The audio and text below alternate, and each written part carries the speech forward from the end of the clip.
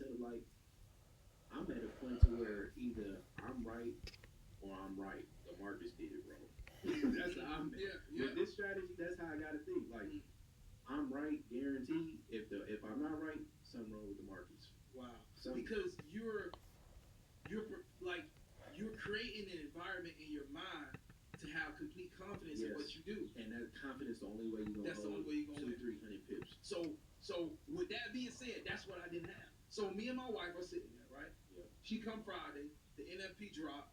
It's moving in my favor. It's moving toward my TP, right? yeah, She in there with me, in the office with me. Her desk is on one side, my desk on the other yeah, side. I said, come in.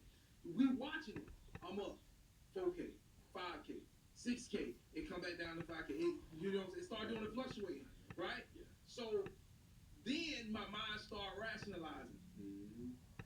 Bro, you just made 5K in a day. Yeah. She watching it. I Yeah. told her, but I told her 10. Ooh. So now here's a mistake I made. No confidence in me. Yeah. I look at her and I say, so what you think I should do? You think I should hold for the 10 or just take the 5? Of course she gonna say take the 5. Oh, anybody would. You know what I mean? Yeah, She's yeah. not in the So trading that, field. all you need was something to confirm that. There you go. No confidence, bro. No You confidence said on close the my own. five. Boom. That's it. And bro, you already know your lady say Yeah, close the yeah, 5. yeah. Close, Bro, close the 5. I'm happy. I'm gonna get some tonight. Yeah. You know what I Yeah. mean? I'm gonna get me some Yeah. tonight. She done seen me make Yeah, 5K. I done called it out No, too. no, no, Dave's getting heated Bro. now.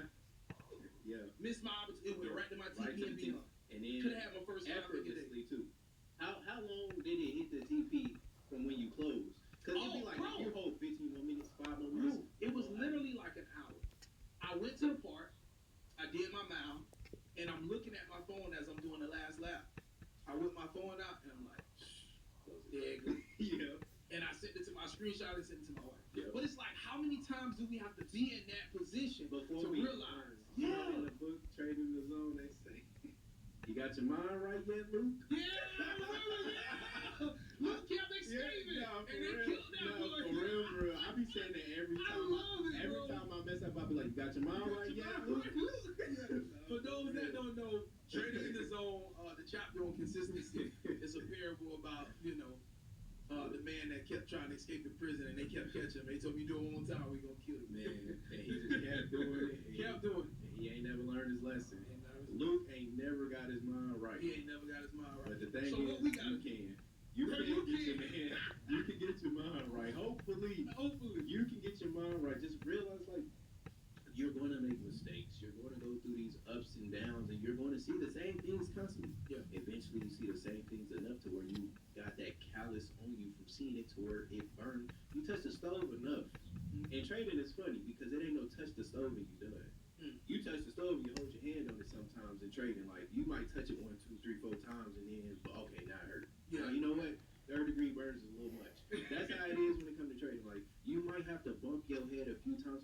And what he talks about is the pain has to be hard enough for it to be embedded in you. Mm-hmm. If you ain't hurting enough, you're never gonna make that change. The pain gotta hit, and that's with life too. Yeah. Some people don't change their life until they get hit with real trauma. Yeah. Somebody they love died. Now they making a life change. They doing benefits and giving aways and don't hold it or a change after something traumatizing happens to somebody. It can invoke huge beneficial changes or huge negative changes. So when the market gives you an option to level up off of a huge hurt, you have to take that opportunity and sit back. That's why it's a constant, extensive learning training program when you're in the markets. The market is going to test you every single day of your life in this. And like I said, less is more. You place that trade, you ain't looking at fluctuations no more. You ain't looking at this, that, the third. Place the trade, set alerts, walk away. That's the only way to do this. If you want your TP to get hit, only way to do it because we don't psych ourselves out. Yeah. Our mind is what gets us into the predicaments to begin with, and we can only make so many decisions before we just start making random decisions. You make 1, 2 decisions; those are the clear ones. 3, 4, 5, 6. After that, notice that on your bad losing trading days, how many times did you place trades? It's over 2, 3. Now you check. Oh damn. I'm over trading that. Yeah. Like I make profits for the day if I'm 1, 2 trades for the day. I lose my profits if I make more than that. Yeah. 3 trades, 4 trades, I lost for the day. That's just how it is. And once you learn your patterns, you able to start eliminate the errors, eliminate your errors one by one, one by one. Now you doing less, then your profitability start changing. What do you say about the equity curve? Once you losing, it's down. When you start winning, it starts to trail up. It's real as hell. You will see an instant shift in your journey just by you constantly working day in day out. And the thing is, you have to put real skin in the game. No demo, no over back testing, forward testing is what's gonna get you there. Yeah. You have to be at war every day. You have to be in this. Even if you're not trading, you have to see it constantly over and over and over again. But the realest is that skin in the game. You need that emotional attachment. You need something that makes you make better decisions. Because in a demo account, you have nothing. You have no nothing. You can place 100 lots on a trade and just see how it goes. You can place all these. You can do so many different variables, and you don't have that emotional attachment to it. You need to put the skin in the game so you can feel everything, and you need to put a substantial amount of skin in the game so you can really feel it. If you put $100 in the account and that $100 don't really mean nothing to you, be bound for failure. Be bound for disappointment. You need to put something in there that's substantial enough to where it needs to be substantial enough to where it hurts if you lose it. Mm-hmm. If it hurts when you lose it, cool. That's gonna keep you making a slightly better decision than what you would have made. Now, demo, the reason why people are so profitable on demo is because it's not that emotional attachment. It's not the overanalyzing. It's not this, that, third.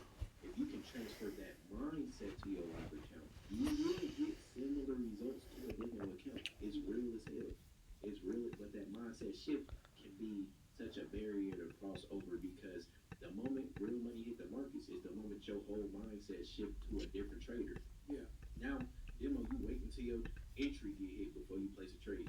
Live, oh, FOMO, close. Oh, enter. It's going against me. Oh, look at all that volume. I gotta hurry up. I missed the whole TP get hit. Boom. Enter, pull back against your ass instantaneously because you did not wait on what you were supposed to wait in because you had the fear of missing out because you got your real money on the line. Yeah. It's real. Man. So, bro, break this down for us. Because Joe texted me and gave me a blueprint of the setup. So what's the game plan? Funded account 1,000 or 2K, and you're risking 33%. That's what he risked. Okay. So what you risk? I risk everything. You risk everything? Yeah, I risk everything. That's what I'm saying. I put that money in the account. It ain't my money anyways. Put that money in the account. I can't care whether it go in my favor or not. I done already gave my money to the markets. Okay. All right. So hold up. All right, let's back up. Yeah. So you put, let's use $1,000. Yeah. You put $1,000 in the account. You take one trade, that whole 1,000 is at risk. Whole 1,000 is at risk. And you're looking to make how much off that first trade? From the first trade, I made like between 4 to 5 times that amount in the account. Okay. So talk to me about the scaling now. So the scalings. Yeah. So how are you doing that? It depends. If the trade is just going to an overall TP and is flowing, or it doesn't get, or I'm not trying to overanalyze, I place my main set orders and just let it ride all the way to the TP, and then that gives me my level 1, which is the 5 to 10 or 5 to 4 times the amount of the account. So if I am scaling in, I literally just if the whole account is at risk, once it starts going in your favor, I heard this saying watching Chardax podcast, and the guy was talking about when you win, you need to learn how to win more, and that just stuck with me. Like you always scale in backwards, or you do certain things to where it counts again. Like when the market's finally going in your favor, you closing trades out, you're doing this, that, the third, instead of adding more onto the plate, and that's what I started doing. Is just if I'm going in flow, I just keep adding orders until it hit my TP because I'm like, okay, it's going to TP. So if it's going to TP, let me keep adding until it hits TP, and that's what makes maybe making 1K, maybe 12K on that trade. So you're risking the whole account? Yeah, the whole account. Now I don't recommend this. Nobody. This is Flip's way, all right? We're talking. I'm having a conversation with Flip. He's telling me what he do, all right? I ain't recommending this for nobody, all right? So don't do this unless you got the capital risk, unless you're okay with the risk. It don't matter if you don't do or don't have the capital risk. If you put that in that account, you gotta be okay with it. So how long you been doing this, Flip? The whole account. How long you been doing this? Probably my whole career, to be honest with you. Really? It just evolved, really. So how much money have you made trading, bro?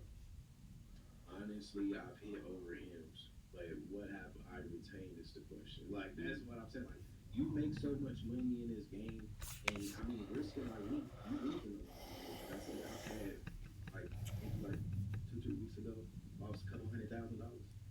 Yeah, like and it don't hit you like it's supposed to because the next day you make money again. You right back to the markets again. So I can't honestly tell you how much I've made because I'm doing this every single day, You trade every day. every single day, and I don't want to, Mm-hmm. but I love what I do so much that I cannot help getting into the markets every single day, looking for it. I love the whole process of what I do, and I love the ability of what I'm able to create from the markets. So it's just like since I've been able to find my way, that's why I can't change nothing. Like I'm trying to change my risk management, which is what's helping me make more money. I'm changing my psychology, which is what's helping me make more money. I'm learning from my mistakes. So it's like, okay, yeah, I'm risking a whole account, but that first trade gives me so much cushion. So okay, I put in 1,000. I done already made 50, $60,000 off the last $2,000. So it goes right back into an account, and then once I be profitable on that next trade, which is like I know I'm gonna hit on one of these trades. It's not like I lose back to back. I lose probably one time out of five. So okay, boom, you got a loss coming up. So take the loss. Next trade you win. Next trade you win. Then I compound that account, withdraw that shit, put 2K back in the account, and do it all over again. That's what helps me to where it doesn't matter that I'm risking the whole account no more because essentially I'm gonna have $30,000 to keep putting into accounts to keep flipping. It's essential as somebody put 30K in their account, but I'm doing it in 2K increments, trying to pull out as much as I can and put in as less as I can. That's my whole methodology. Put in as less as you can to make as much as you can out the market because you don't want to keep putting so much large capital at risk when you don't need to. And on top of that, your emotions are a lot more detached because once I get that kind of 40, 50K, I keep bringing myself back. It was really $1,000 account, only $2,000 account. That's the key. Yeah, I bring myself back to square one. I see. Okay, I'm seeing it now. So, because I want the viewers to get this right, even though we're not recommending this, your mindset for this, like it makes sense now. You're taking money. Like the formula is this: money that you would spend recreationally on stuff that really don't matter. You put that in the market and just flip it. Oh my! Because either way, you blowing it. I will sell anything I have for no capital. Bro, because anyway, you're blowing it. Like you said, like if you go spend the 1,500 on clothes, like okay, you're gonna wear it a couple times, look good, but it's gonna sit in your closet. You know, it's gonna get too small, it's gonna get too big. You know, whatever the case may be. So it's still being blown that way. It is. Or you take that's a fact. That's a fact. Or you take that money and you go to the club, or you go book a trip somewhere. You're gonna spend thousands of dollars on that. That's one moment. Yeah, it's a lifetime experience, but it's one moment you're not gonna get it back. It was blown How on that. many moments you want to create?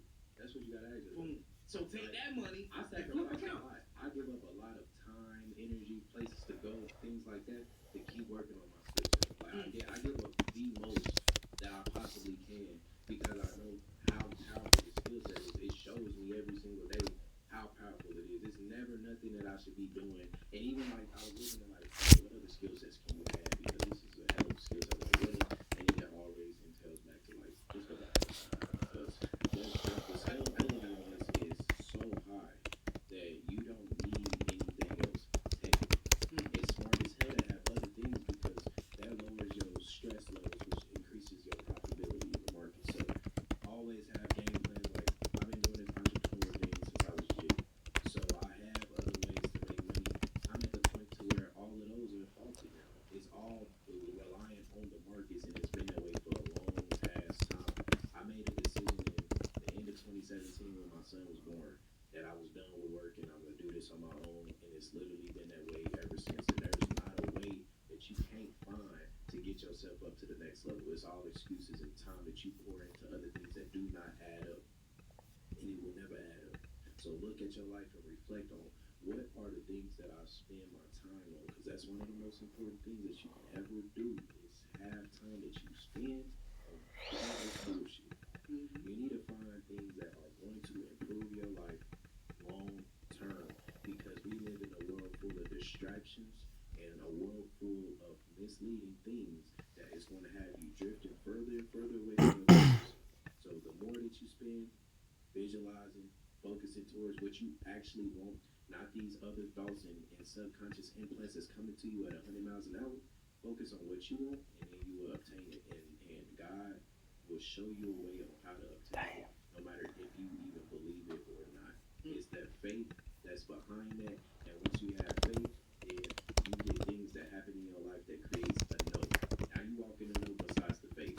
Walking in no is different than walking in faith. There's no doubts. Faith is like, oh, I believe this, and I just wish I had a little more receipt. Wish I could a little bit more. I wish I could. No, it's not a doubt in my mind that this is how it is and this is how it's gonna go. And that's the thing, is when you have this consistency behind doing the practices and doing the things in your life that you see an actual turnaround from, it creates that no in your mind, and things start to speed up. Things start coming quicker, synchronicities start to happen because you actually know what's going on versus you just believe it. Yeah. And the thing what people think is that they oh, I don't believe in this, I don't believe in that. Some things in this world you don't have to believe in for it to be real. It's there regardless. You gotta believe it, man. You gotta believe it. That's a fact. Flip. I'm still blown away by this. Like, you have really shifted my mindset to see things a little differently. But this is really good. And as you were talking, I'm just thinking to myself, I'm like, Calvin, you've been flipping accounts this whole time with these prop firms. No, for sure. You know what I'm saying? You've been flipping accounts the whole time. Bro, that was a big breaking point. I'm glad you said that, because that was my big breaking point. Bro, I said, bro, these are real market moves you're doing. Phase 1, phase 2 funding. Bro, these are real. If you think about it, look. So FTMO, right? Yeah. It's 10%. Yep. Or the last time I checked, it was 10%. You know, there's a goal you gotta meet. There's a target you gotta meet in phase 1. So let's say 100K account, okay, with FTMO. You gotta make 10%. Yep. If that's still what it is, I'm not sure, but that's what it was last time I checked. Okay? Like 5K. Huh? 5K. Or no, it's 10K then 5K. On a 100K account. Yeah. Yes.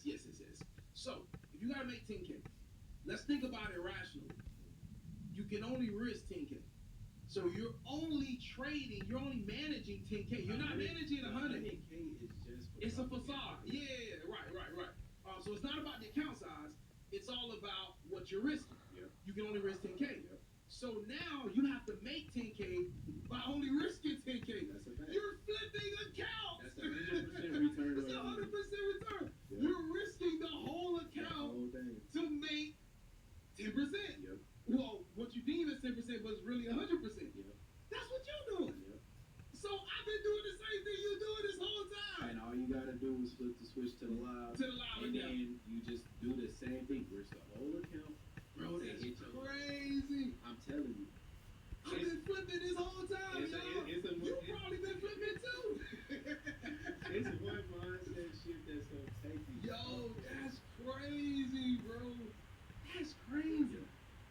That's crazy. I'm telling you, man. Look, I have so many conversations with myself, and those private conversations is what just take you up. And you have to speak with God. When you speaking with God, y'all having that rapport, information come to you like it need to. Yeah. Like, bro, what are you doing? Yeah. What do you got going on right now? You risking what? You doing what for who? You gotta wait how long for the first payout? Bro, you doing real market moves, 100 pips, 200 pips to hit this $30,000. I was buying a whole lot of fucking K accounts. You 30K though. I'm like, alright. Really, I just broke it down like you did. So you really only risking 20K. I got 20K to risk. On this account, you only got 10K to risk. You barely ever risk that anyway. So then it just put it on my account like, okay, if these are real market moves, why don't you just go heavy on the setups that you normally take anyways and just see the change? And that's what I did. Went heavier on the setup, seeing the change, and it was like gradual. I was using bigger lot sizes, and I was scaling it, so I was seeing good returns. But then when I just started, stop trying to like risk so little. Yeah, explain how you do that. Like, yeah. So just continue what you were saying, but explain that, because you say like you stop trying to put in that one big lot size, right? Yeah. So say like a one lot, break it down to 2.5s. Now you got a one lot. That's how I'm doing it now. So instead of putting that one lot up there, now I'm putting the like breathing room. So even if the account is about to get blown, it might just stop me out of a couple of those trades, and I still got some breathing. I still need some skin in the game because I might be early, but I might not be wrong. That'll be the case a lot of times. Like, okay, you just got in early, but you still right. Direction right, TP gonna get hit, all these things, but you gotta suffer maybe like 30, 40 pips to drawdown. That's fine. Take the 30 pips. Take whatever stops they give you. If they pull you out a couple trades, take it because even if they pull you out, when you hit TP, you gonna make that and some. So that's how I just think about it. Like, I'm not wrong a lot. So if I am wrong, hey, chalk it up. Next trade. That's why it makes it fast for me to get back in the market. Just knowing that, all right, there's nothing to love up here. There's nothing you know immediately what you do wrong. So it's like, okay, I learned, and that, the mental game of trading talks about this too. Like, it's a good book. I interviewed the author. For real? Yeah. That's an amazing book. I love that book so much. Shout out Jared Timber. Yeah. But, Jared, shout out to you, my brother. Appreciate you, man. Yeah, shout out to you, man. I listened to that book. I've been having mental game of trading, the power now, becoming supernatural, and trading in the zone on replay for like 4 years straight, 3 years straight on my Alexa. She playing on autopilot. So you gotta check out One Good Trade as well. One Good Trade. Yeah, by Mike Bell. Okay, I'm gonna have to. I still gotta check out Market Wizards too. So Market Wizards is good. I gotta check out all these things because like I definitely like you see it's a constant grind. I'm always learning. I learn from everybody and I take things from everybody and I take you know what I'm saying. You can't just learn anything from everybody. Just implement all strategy. You gotta listen and say, okay, I like that risk management. I can add that to my. Let me just test it out, and that's a whole lot of things I do. Test, and it's not back testing. It's forward testing. I go to the market, see what's going on in the previous history, and then I immediately try to see when can I execute this live time and see how good does this performance help. If it helps me, keep it. If it don't, move on. And it's just with anything that I learn in this game, and that's what I love about this. You can't learn enough. Now people think, oh, I'm profitable. That's cool to be profitable. If you're making good money, you don't have to change nothing. But don't keep your mind closed because you might get a new key to take you from making $50K a day, $50K a month to making millions of dollars. And it could be a conversation that you have with somebody that teach you something about risk management or psychology hacks that take you to that next level. So never be closed-minded about what you can learn in this game. There's so much, and I'm still a baby in it. I'm still a baby in it. So I ain't got no tenure to it. Like 5 years is nothing. I want y'all to listen. 5 years, 6 years ain't nothing to this game. Just know that. Like people go and become surgeons, man. That takes so much time to be proficient surgeon and have all your degrees and all your checks and balances in order before you're able to turn a profit. 5, 6 years plus in this game, it ain't that much. Keep going. You still got a lot to learn, a lot of hand bumps to do. Markets is ever evolving. Remember that. Man, this has been really good, Flip. This has been really good, man. Before we get out of here, like, I want to give you the floor. If there's anything else that you have on your heart, you know what I mean, that you would want to share to somebody that's on this journey. A lot of people, like myself, it's so many, as we spoke about earlier, it's so many just inconsistent and wrong thoughts around money that I've built up personally that has really made my journey a little longer, you know what I mean, than others, to reach the numbers that I want to reach. I've been able to get profitable, make money, but not what I came for. Yeah. You know what I mean? But I do understand that it's a journey. And it's always a level up around the corner. It's always a level up around the corner, and I embrace it, bro. I think, like you, I can get that energy from you, you embrace whatever happens. You know what I mean? Before we start the interview, you embrace that mistake you made today. Yeah. You know what I mean? And I embrace, I don't try to cover up. Yeah, no. You know what I mean? It be, like I said, this shit bend you to your knees. It does. It hurts. It don't matter how much, I ain't gonna lie. It really don't matter how much money you make it. The money helps this and that, but in these moments where you going through the war and the battle, it's like your brother, you just seen him get dropped. You're dealing with this pain and you have to mourn and move on. Deal with it. You're mourning. Check what went wrong. Check where your mindset was. Check what did you wake up too quick? Did you check all those things and then move on? You have to keep it pushing, keep it pushing, keep it pushing. And that's how your journey continues to grow. That's how you continue to evolve. You have to keep it. Even when you, it be times times like I'm down to my last dollars. You get scared to put money in the markets. You get like, man, fuck, man, let's just rant. This shit go wrong, man. This is gonna be bad. You thinking like that? If you not able to make that decision, like, okay, I'm doing it anyway. Like that's how it was. Like get to my last, I'm like, you know what? I don't want to do it. You got the feelings like the market can take this like this. The market can take what you put in. But if you're not willing to even take the risk, you will never get to that next level. And it don't matter how much pain it may take for you to take that risk. But taking that risk is the only way out. No matter how you see it, you can't take little baby things and like try to play around with this. You do have to put risk into this to see some type of real return back. So if you only want to risk $100, be okay with making 50K or $50 profit or like smaller profits. But when you see larger profits, you have to have less of a barrier on your risk tolerance. You have to be willing to risk more. It's just the bottom line of it. And like anybody who's struggling with trading right now, it's like never a point to give up unless you just really, really feel like psychologically it's not good for you because this can be a lot for people. It will, if you're not mentally strong, this is not for you. And I'm being as honest as I can because I don't want to see people get hurt out here because they lose too much money. This is like real psychological warfare at times if you don't get all this stuff in check. But the reward versus the risk is so much higher. That's why I just can't stop this. That's why I can't give up. That's why I can't, you know, trading is running through my blood. Like the moment I found it, I was like, yeah. I feel like that's what a lot of people will realize is trading is for them. Like if you gravitate towards trading and you immediately like infatuated, this is probably for you. Like once it got a hold of you, if it's for you, you ain't let it go. There's times you might say, like, this you have quit. But you know you are. You know you are when you saying it out your mouth. So if that's you, stick to it, you won't turn the profit. Guarantee you. Just stick to it, learn your mistakes, do the opposite of your mistakes, and watch you start making money. Right? It's as easy as it sounds to do. It ain't as easy to be working on it. So go look at that man or woman in the mirror and work out them kinks and watch your profitability turn.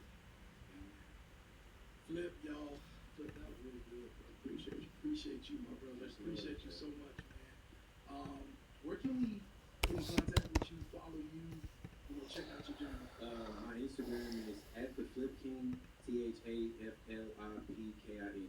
My YouTube is the same thing. Everything is the same thing.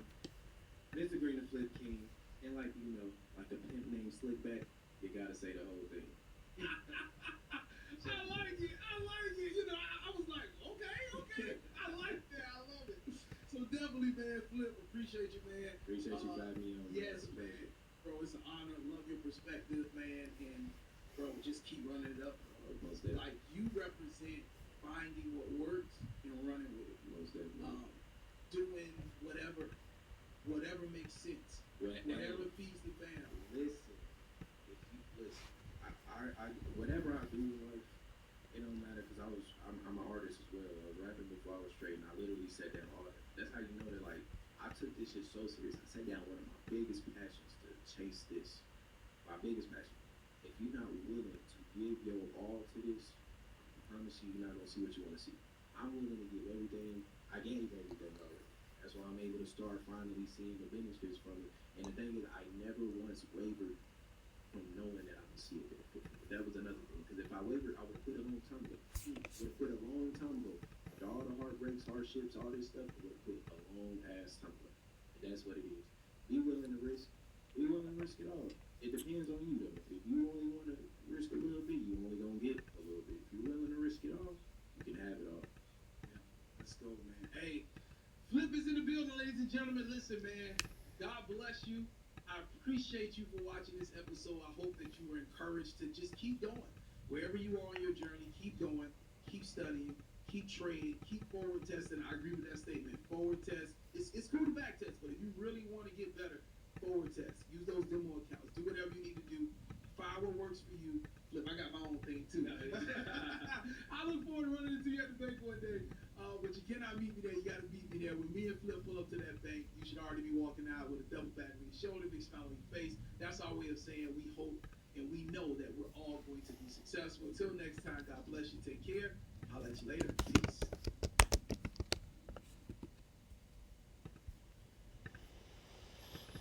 Welcome to the Huberman Lab podcast, where we discuss science and science-based tools for everyday life. I'm Andrew Huberman, and I'm a professor of neurobiology and ophthalmology at Stanford School of Medicine. Today we are going to talk all about dopamine and what drives you to do the things that you do. We're going to talk about motivation and desire and craving, but also how dopamine relates to satisfaction and our feelings of well-being. And of course, any discussion about dopamine has to include a discussion about the potential for dopamine-induced addiction. Indeed, dopamine lies at the heart of addiction to all things. But today we are mainly going to focus on how what we do and how we do it and how we conceptualize those things leads to changes in this amazing molecule in our brain and bodies that we call dopamine. I'm going to teach you what dopamine is and what it is not. There are a lot of myths about the molecule dopamine. We often hear about so-called dopamine hits. Today we are going to dispel many common myths about dopamine, and we are going to talk about how dopamine actually works. We're going to discuss the biology of dopamine, the psychology. We will discuss some neural circuits, and a really exciting aspect of dopamine biology are so-called dopamine schedules. In other words, we are going to discuss how things like food, drugs, caffeine, pornography, even some plant-based compounds can change our baseline levels of dopamine, and in doing so, they change how much dopamine we are capable of experiencing from what could be very satisfying events or events that make us feel not so good because of things that we did or took prior. So I promise you it's going to be a vast discussion, but I will structure it for you, and you'll come away with a deep understanding of really what drives you. You will also come away with a lot of tools how to leverage dopamine so that you can sustain energy, drive, and motivation for the things that are important to you over long periods of time. Before we dive into the meat of today's discussion, I'd like to share with you a fascinating result that really underscores what dopamine is capable of in our brains and bodies, and underscores the fact that just through behaviors, no drugs, nothing of that sort, just through behaviors, we can achieve terrifically high increases in dopamine that are very long and sustained in ways that serve us. This is a result that was published in the European Journal of Physiology. I'll go into it in more detail later, but essentially what it involved is having human subjects get into water of different temperatures. So it was warm water, moderately cool water, and cold water. Have them stay in that water for up to an hour, and they measured, by way of blood draw, things like cortisol, norepinephrine, and dopamine. What was fascinating is that cold water exposure led to very rapid increases in norepinephrine and epinephrine, which is also just called adrenaline. It also led to increases in dopamine, and these increases in dopamine were very significant. They kicked in around 10 or 15 minutes after submersion into the cold water. And I should mention the head wasn't below water, it was just up to the neck. And the dopamine release continued to rise and rise and rise, and eventually reached 250% above baseline. Now what was interesting is after subjects got out of this cold water, that dopamine increase was sustained. And I know nowadays many people are interested in using cold water therapy as a way to increase metabolism and fat loss, but also to improve sense of well-being, improve cognition, improve clarity of mind. There's something really special about this very alert but calm state of mind that seems to be the one that's optimal for pretty much everything except sleep, but for all aspects of work and for social engagement and for sport, that highly alert but calm state of mind really is the sweet spot that I believe most of us would like to achieve. And this cold water exposure, done correctly, really can help people achieve that state of mind through these increases in dopamine that last a very long time. So I will later detail the specifics of that study, what it entailed in terms of how long the variations that different subjects experienced, as well as how to limit the amount of stress hormone, cortisol, that's released as a consequence of the cold water.